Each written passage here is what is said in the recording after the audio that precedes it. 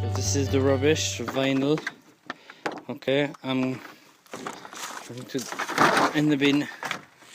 Okay, this is the snare. Well, I'm not going to use the snare at all. I'm going to use those lugs and I'm going to transform the 13-inch tom into a snare drum. I'm going to get this, of course. This is a pity because that snare looks kind of new enough. But it's a 14-inch, so it has to go like. But all I want is the lugs. So what I'll do is strip that down and throw the rest away, I guess. Okay, this is the pedal, the kick. So it's another level of brain wrecker, because you know normally a pedal it's like that, and for me I need to go like that. Of course it makes sense because the bass drum will be flat. This is the chain that links to the pedal, but unfortunately that chain is too short, because if I put that here and if I attach it, the pedal is way too high, way too high. I've understood those kind of bits because it's kind of new to me, to be honest, but I'll figure it out. You see, I want to have it like that, but this level, so when I hit boom, boom, boom, it should go like that. Easy in theory, because I'm doing it with my fingers, but when you have the springs and the pedal attached, so I'm trying to find spare part and figure out what type of chain or kind of link I'm going to put to my pedal. Pedal is dismantled. I got the principle of it. This is the cam. This is what's causing me problem. The very short chain. I want to dig out and find some piece of strap. The problem is if I start trimming it, you see it's too big for that. So if I start trimming it, I may lose resistance. So I'm gonna try to find something similar to that, maybe thicker. Anyway, it's late. Don't have the brain for that. The day was long. I'll postpone and work on it later. So now this is the stripped 12 and the stripped 13-inch tom. Okay, there's no hardware on it. I made some traces on it already, but this one, it's not a great. There's about 5mm difference between this side and this side. As you can see, my line is there. What I'm doing is I'm removing the glue of the vinyl that came off pretty easy. I'm using solvent, acetone. It's like a varnish, nail varnish remover. So as you can see, it does the trick. The acetone has cleared off, of course, all the glue. Perfect. This is what a big patch I'll have to patch, of course. On the 13-inch, it's a different story. When I removed the vinyl, part of the plywood came off, leaving a big ridge there. Okay, so I'll have to fill that up with wood filler. This is it. I cut them. After tracing them, I filled up some holes with some wood filler. I had to fill up that big hole there. That was the tom holder.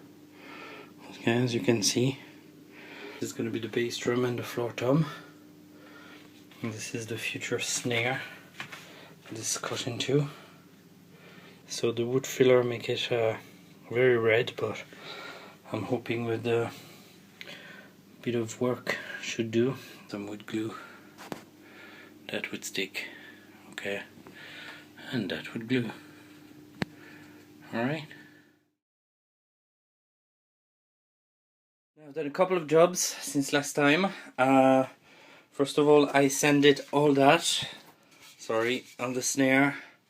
Been sanded. Okay, I don't care about the marks because I'm gonna put the lugs back where they were, approximately. So I don't care. This is where the wood filler is. Turned out well, I think. We'll see with the stain and all. But what I had to do is kind of recreate the bearing edge somehow. It was actually very badly done, manufacturing wise. Okay, and what I've done a bearing edge on the other side as well with a manual rasp as well. I don't know if you see that well, but this is the bottom bearing edge. I know it's very rough. I haven't sanded it yet. This needs to be sanded properly and finely smoothed. You can see the wood has cracked a bit there, so I'll probably have to sand it a bit more. But this is what I've done. Now the 12-inch thumb is here. Not much to do except this vein. Remember, there was a vein in the wood. I filled it up with the wood filler. This is sanded as well. This is where the thumb holder used to be. Now the patch is a bit rough, I know. I made a bit of shit there, but hey. And this is the inside. See my trusted sander? Hey hey! Now next up are the toms. And the floor tom and the bass drum. They look about the same. Bearing edge, once again, is badly manufactured. Very rough and very... I don't think you can see anything, but the bearing edge is really badly done, so I'll have to do it by myself again.